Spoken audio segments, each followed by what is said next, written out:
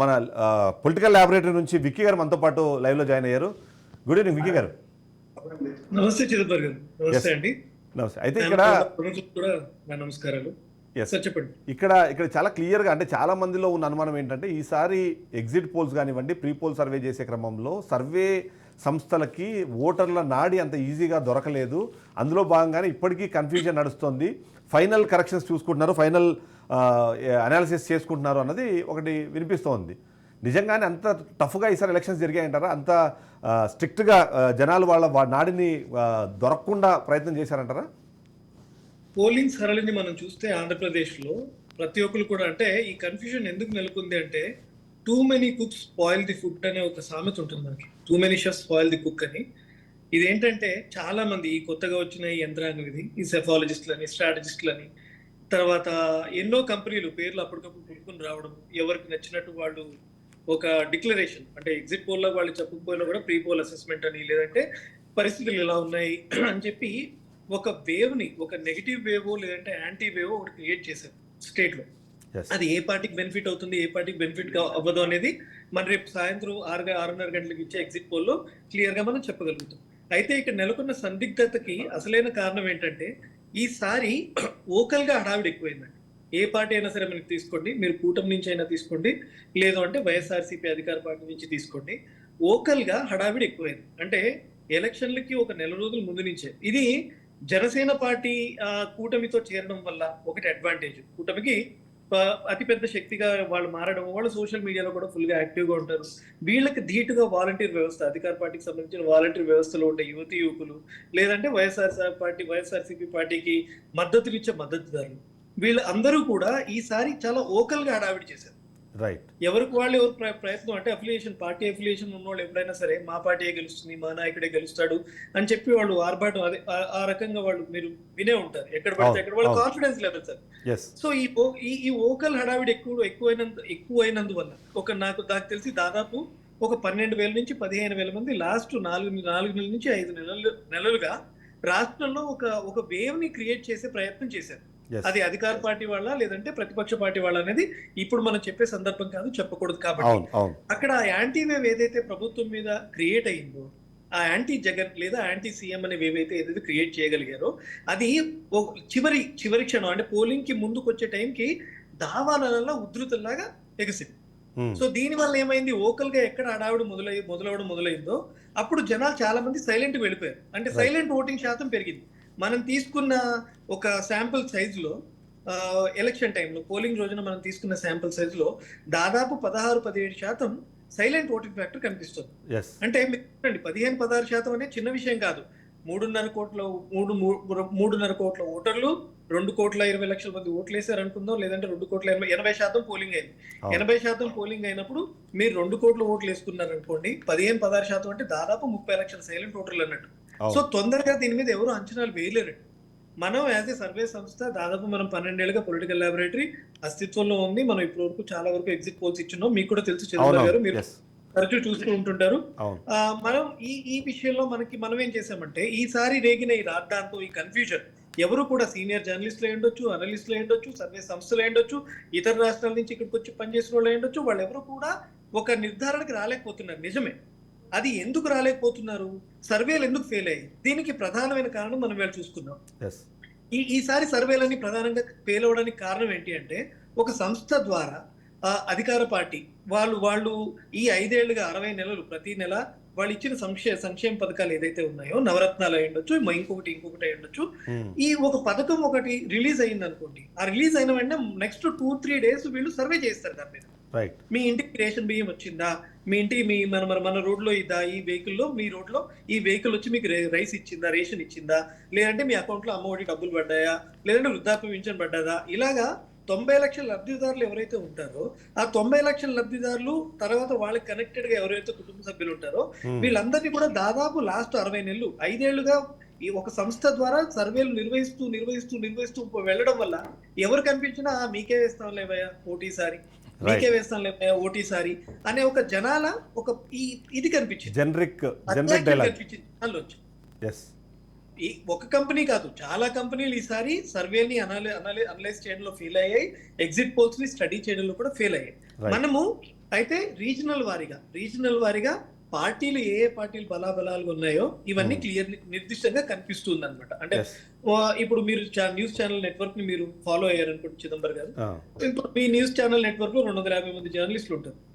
250 జర్నలిస్టులు ఏళ్ళుగా నెలలుగా మనకి అక్కడ పనిచేస్తున్నారు కాబట్టి ఆ ప్రాంతంలో పొలిటికల్ ప్రొఫైల్స్ ని బట్టి, ప్రాంతానువాదాలను బట్టి, అక్కడ ఉండే అఫిలియేషన్లు బట్టి ఏ పార్టీ గెలిచే అవకాశం ఉంటుంది అనేది మనం స్టడీ చేయగలుగుతాం పాపులర్ ఒపీనియన్ పోల్ ద్వారా.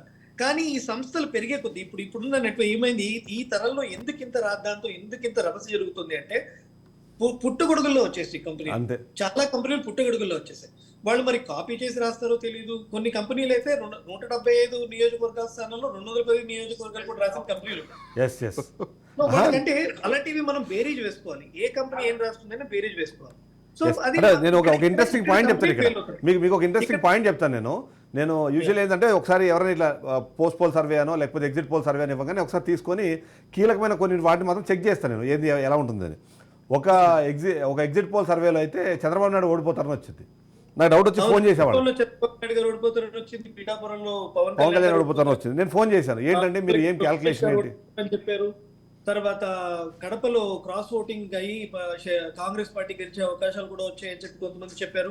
అంటే కీ పాయింట్స్ ఇంట్రెస్టింగ్ గా మనం ఏదో ఒక పాయింట్ రోల్ చేస్తే మన కంపెనీని అక్కడ చూస్తారు, వీళ్ళు రీషేర్ ఉంటారు. ఆయా పార్టీలకు అనుకూలంగా ఇప్పుడు ఒక party social media, digital media strong platform ఉంది, ఆ పార్టీకి మనం అనుకూలంగా రాస్తే వాళ్ళు చేసేస్తారు. ఎస్, అట్లాంటిది. దానికి తోడు నేను అడిగాను అనమాట, ఏంటి అసలు మీరు ఏ క్యాల్కులేషన్ ప్రకారం ఇది ఇచ్చారు అని అంటే ఆయన లేదంటే నేను అక్కడ మాట్లాడాను లోకల్లో అని చెప్పేసి. ఫస్ట్ పట్టించుకోవాల్సింది ఒకటండి, ప్రతి ప్రాంతానికి, ప్రతి రీజన్ కి, ప్రతి కాన్స్టిట్యుయెన్సీకి పొలిటికల్ ప్రొఫైల్స్ ఉంటాయి, క్యాస్ట్ క్యాల్కులేషన్స్ ఉంటాయి.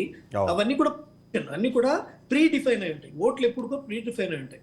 మీకు కీలకంగా పోలింగ్ లో పనిచేసి 15 నుంచి 16% ఓట్లు మాత్రమే ఎప్పుడు అటు ఇటు ఆ పెండులో ఉంటాయి. సో మీరు క్యాస్ట్ అక్కడ పోటీ చేస్తున్న అభ్యర్థి అతను ఏ కులం వాడు అనేది ముందు రీజన్ లేదా క్యాస్ట్, ఆయన లోకల్ వాడా. ఇప్పుడు చూడండి, ఇప్పుడు వైఎస్ఆర్సీపీ పార్టీ ఏం చేసింది ఈసారి సెకండ్ టర్మ్ లో, జగన్ గారు దాదాపు 70 మందిని కొత్త వాళ్ళని ప్లేస్ చేశారు. అలాగే ఒక 10 మందిని నైబర్హుడ్ అంటే పక్కనున్న కాన్స్టిట్యుయెన్సీ నుంచి పోటీ చేయడానికి మార్పించారు. ఇక్కడ బదలాయింపులు జరిగింది. రెండోది ఈసారి టీడీపీ నుంచి ఏం జరిగింది, టీడీపీ కూడా దాదాపు 50 మంది కొత్త వాళ్ళని ఫీల్డ్ లోకి దించింది ఈసారి. అన్ని మొత్తం మారిపోయినట్టే కదా, పాత క్యాల్కులేషన్లు తీసుకోలేరు కదా. అభ్యర్థులు మారినప్పుడు పక్క అభ్యర్థులు ఇంకో కాన్స్టిట్యుయెన్సీలో ఇంకో నియోజకవర్గం నుంచి పోటీ చేస్తున్నప్పుడు పూర్తిగా పరిణామాలు మారిపోతాయి. ఆ పరిణామాలు ఏమీ గమనించకుండా మనం ఇక్కడ ఈ పార్టీ గెలుస్తుంది లేదా ఇక్కడ ఈ నాయకుడు గెలుస్తున్నాడు, ఒక వర్గం ఓట్లన్నీ కూడా పోలరైజ్ అయిపోయినాయి, ఒక వర్గం ఓట్లు పోలరైజ్ అవుతున్నాయని చెప్పి చెప్పడానికి కూడా మనం వీలు కాదండి. అయితే వికీ గారు టైం కన్స్ట్రైంట్ వల్ల మనం కన్క్లూజన్ లోకి వెళ్దాము.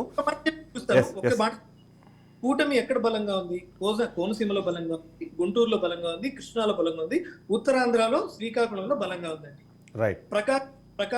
ప్రకాశం నెల్లూరులలో హాఫ్ ఉంది కూటమికి బలం. జనసేన బీజేపీకి రాయలసీమలో కొంచెం అస్తిత్వం కొద్ది మేర తక్కువ, ఈ ప్రాంతాల్లో కంపేర్ చేస్తే కొద్ది మేర తక్కువ. సో ఇక్కడ ఉధృతంగా అయ్యే పోలింగ్ ఏదైతే కనిపిస్తుందో ఈ ప్రాంతాల్లో కోనసీమలో, కృష్ణా జిల్లాలో, గుంటూరులో, ఉత్తరాంధ్రలో ఇదే తరహా పోలింగ్ మీకు రాయలసీమలో జరగదు. రాయలసీమలో వైఎస్ఆర్సీపీకి లేదంటే అక్కడున్న అనుసంధానం అని మీరు ఏదైతే అఫిలియేషన్ వీళ్ళు అంటారో మాకు ఆ ప్రాంతంలో గట్టి పట్టుంది అని, అదే పట్టు ఉత్తరాంధ్రలో కానీ కోనసీమలో కానీ కనిపించదు. ఓటింగ్ శాతం పూర్తిగా మారిపోతుంది. మీరు యావరేజ్ తీసుకోగలిగిన వాళ్ళు, యావరేజ్ చెప్పగలిగిన వాళ్ళు కూడా ఈ సందర్భంలో మనకు దొరకరండి ఈసారి. అవును, లాస్ట్ పాయింట్ చెప్పండి. మీరు ఎప్పుడు ఈ ఉభయ గోదావరి జిల్లాలకు సంబంధించిన ఏదైతే విన్నర్ ఉంటారో లేకపోతే అక్కడ ఛాంపియన్ ఎవరైతే ఉంటారో వాళ్ళు అధికారాన్ని చేపట్టే అవకాశం ఉంది అన్నది మనము యూజువల్గా మాట్లాడుతుంటాం. సో మీ లెక్క ప్రకారం ఈసారి అదే రిఫ్లెక్ట్ అవుతుందా, లేకపోతే అక్కడ ఏమైనా రిజల్ట్ ఏమైనా తేడా వచ్చే అవకాశం ఉందంటారా? అక్కడ ఇప్పుడు ఇది ఒక సెంటిమెంట్ మన ఆంధ్ర రాష్ట్రంలో బాగా ఉంటుందండి. ఉభయ గోదావరి జిల్లాలో ఎవరికైతే ఎక్కువ సీట్లు వస్తాయి లేదా క్లీన్ స్వీప్ చేస్తారో వాళ్ళు గవర్నమెంట్ ఫామ్ చేస్తారు అనేది ప్రతీతి, అది నిజమే. ఈసారి యాక్చువల్ గా ఎప్పుడైతే కూటమి బీజేపీ, టీడీపీ, జనసేన ఈ మూడు కూడా అలయన్స్ అయ్యి ఒక జోరు ప్రచారాలని చేసుకోగలిగాయో, ఒక ఊపు ఎప్పుడైతే మొదలైందో ఈ కోనసీమ, కృష్ణా, గుంటూరులలో కూటమికి బలం బాగా పెరిగింది. అక్కడంతా కూడా ఒకవైపు ఉంటుంది నిర్ణయం, అక్కడంతా కూడా రిజల్ట్స్, ఫలితాలన్నీ కూడా ఒకవైపు కనిపిస్తాయని చెప్పి చాలా మంది చెప్పారు, విశ్లేషకులు చెప్పారు. కాకపోతే ఎలక్షన్ దగ్గర పడే కొద్దీ ఎల్టీఏ ల్యాండ్ టైటిలింగ్ యాక్ట్ వివాదం ఒకటి రేగినప్పుడు అది ఎలాగైతే మళ్ళీ దాని ఒక వివాదం మళ్ళీ దానికి అదే సద్దుమణిగిపోయిందండి. పోలింగ్ కి 3 రోజుల ముందు మీకు ఎల్టీఏ ఎక్కడ కూడా కనిపించలేదు చూసారా? వాస్తవం. ఒక 3-4 రోజుల ముందు కనిపించేంత ఉధృతం 3-4 పోలింగ్ టైం కి కనిపించలేదు అనమాట. రైట్. సో అలాగే ఏమవుతుంది, కొన్ని చోట్ల ప్రజలు కూడా వాడిని మీరు అంచనా వేయలేరండి. జనాలు కూడా ముందు రోజు లాస్ట్ పాయింట్ చెప్పండి యాక్చువల్లీ లాస్ట్ పాయింట్ చెప్పండి. మీరు పోస్ట్ పోల్ మనం చేసినప్పుడు ఎగ్జిట్ పోల్ నంబర్స్ వద్దు నాకు, నంబర్స్ వద్దు, ముందున్న పరిణామాలు కనిపించలేదు. రైట్, నంబర్స్ వద్దు నాకు. కూటమా వైసీపీ కొద్ది మేర ఎఫెక్ట్ అయ్యాయి, ఇది మనకు తెలిసిన విషయం. కొద్ది మేర ఎఫెక్ట్ అయ్యాయి, రైట్. అది ఏ మాత్రం వీళ్ళపై ప్రభావం చూపుతుందనే చూడాలి. ఇప్పుడు మహిళా ఓటర్లు అందరూ కూడా పొద్దున్న 8 గంటల నుంచి 10 గంటల వరకు కూడా మహిళా ఓటర్లు దాదాపు 4 గంటల్లో 80% మహిళా ఓటర్లు పోలింగ్ చేశారండి. వాళ్ళలోనే చాలా మంది సైలెంట్ ఓటర్లు ఉన్నారు. ఈ మహిళా ఓటర్లు ఏ పార్టీకి పట్టం కట్టారో ఆ పార్టీ ఖచ్చితంగా. లాస్ట్ పాయింట్ చెప్పండి, నంబర్స్ వద్దు నాకు. కూటమా వైసీపీనా? సార్ ఎగ్జిట్ పోల్ అయిపోతుంది చిదంబర్ గారు. నంబర్ వద్దు నాకు, నంబర్ వద్దు. అంటే ఇంత ముందు ఒక రైట్, రేపు సాయంత్రం 6 గంటల తర్వాత వేస్తారు. జయకర్ గారు.